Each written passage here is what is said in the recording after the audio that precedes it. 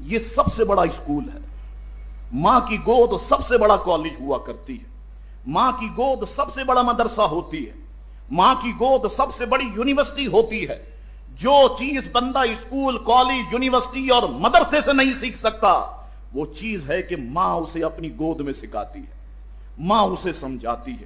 اٹھنے بیٹھنے کے آداب ماں سکھاتی ہے، چلنے پھرنے کے آداب ماں سکھاتی ہے، گفتگو کا انداز کیا ہونا چاہیے ماں سکھاتی ہے، بڑوں سے گفتگو کس انداز سے کی جائے ماں سکھاتی ہے، چھوٹوں پہ شفقت کیسے کی جائے ماں سکھاتی ہے۔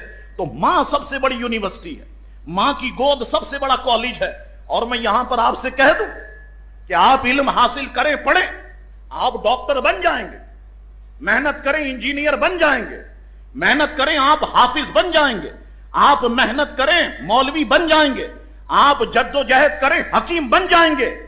لیکن میرا سوال یہ ہے کہ محنت کی، آپ ڈاکٹر بن گئے، حکیم بن گئے، مولوی بن گئے، حافظ بن گئے، لیکن آپ انسان بھی بنے یا نہیں بنے؟ یاد رکھیے گا کہ پتا چلا کہ ڈاکٹر تو بن گئے لیکن لوگوں کے گردے نکال کے بیچ رہے ہیں، آپ مولوی تو بن گئے لیکن قرآن مجید و فرقان حمید کے دین کے علم کو آپ فروغ کر رہے ہیں، آپ حکیم تو بن گئے لیکن جعلی معجون بھر کے لوگوں کی زندگی کو آپ تباہ کر رہے ہیں۔ اس کا مطلب یہ ہے کہ آپ صحیح معنوں میں انسان نہیں بنے۔ یاد رکھو کہ یہ انسانیت بھی یہ ماں کی گود سے، معاشرے سے انسانیت ختم ہو گئی۔ آج انسان کا خون کر رہا ہے۔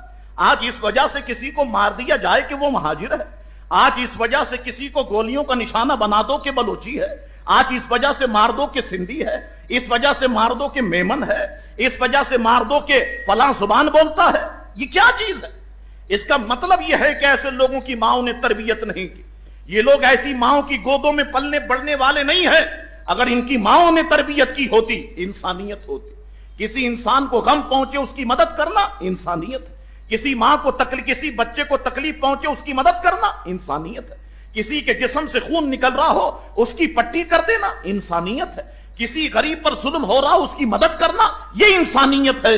یہ انسانیت کیا چیز سکھائے گی؟ یہ انسانیت ماں کی گود سکھائے گی، ماں کی گود سکھائے گی۔ اور یہ بھی میں آپ کو بتاؤں کہ بچہ بڑے ہونے کے بعد یا رسول اللہ کے نعرے لگائے، عشق رسول کے نعرے لگائے، غریب نواز کی محبت کے نعرے لگائے، غوث پاک کی محبت کے نعرے لگائے، یہ چیز کون سکھائے گا؟ یہ چیز بھی ماں کی گود سکھائے گا۔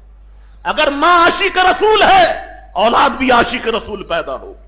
باپ اگر غوث پاک کا چاہنے والا ہے، اولاد بھی غوث پاک کی چاہنے والی ہوگی۔ تو خدا کے لیے ایسی عورتوں سے نکاح کرو کہ جو عورتیں اپنے دل کے اندر عشق مصطفیٰ رکھتی ہوں۔ یقیناً تمہارے گھروں میں اللہ عشاقان مصطفیٰ کو پیدا فرمائے گا۔